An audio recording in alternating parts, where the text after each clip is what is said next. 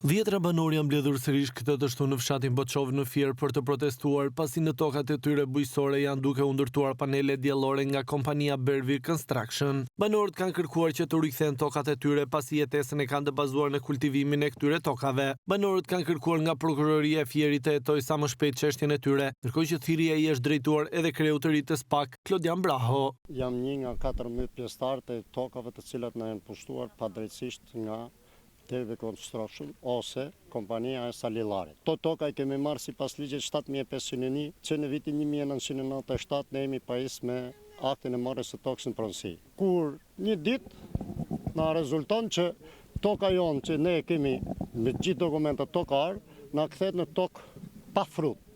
Se si është bërë, këtë nuk e di. Do ta vazhdojmë pjesën tonë deri në fund. Nuk e lejojmë që tokat tona të shkojnë kot si pas shefit të Nokujt. Në këtë rast i drejtohem qeverisë, komisariatit policisë, gjykatës, SPAK-ut, që ta shikojnë të punë me përparësi. Përveç përfaqësuesve të 14 familjeve që u janë marrë tokat bujqësore, pjesë e protestës janë bërë edhe banorë të fshatrave të tjerë të njësisë administrative Levan, të cilët e konsiderojnë këtë zonë si njësinë më të korruptuar në vend sa u përket problematikave me tokat. Banorët shprehen se janë të vendosur në kauzën e tyre dhe nuk do të lejojnë rrëmbimin e tokave bujqësore. Ne asgjë më shumë nuk po kërkojmë, vetëm të mbrojmë tokat tona. Shtetin vend që të soi shqyqyr që ka njerëz që po i mbrojnë këto toka, por jo të na i marr. Nuk duam që t'i shesim, tokat janë tonët. Dhe ne nuk i lshojmë ato toka. Për çdo gjë kam qenë e rregullt ndaj shtetit, tani pse më cenon? Ç'të kam bër? Asgjë. Unë thjesht jam një banore e kësaj Shqipërie. Dua të mbroj tokën time dhe nuk dua t'ja di fare.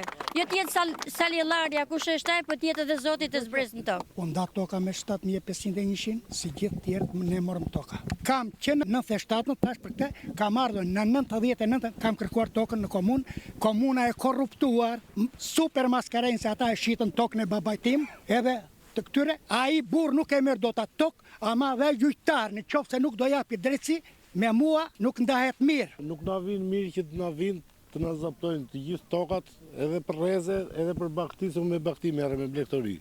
Nuk na vin mirë që të na vinë na zënë gjitha tokat që janë këta. Punimet vazhdojnë për ditë. Edhe unë i bëj thirrje shtetit, vëri dorë të heqë këto panele që këtu në zona jonë. Për më shumë se një viti, prona e 14 familjeve figuron në emër të kompanisë Bervi Construction, ndërkohë që këto toka u ka dhënë shteti me tapit të rregullt. Banorët kanë kërcënuar në vetgjyqësinë nëse nuk merren masa nga institucionet përkatëse për t'i dhënë një zgjidhje problemit të tyre.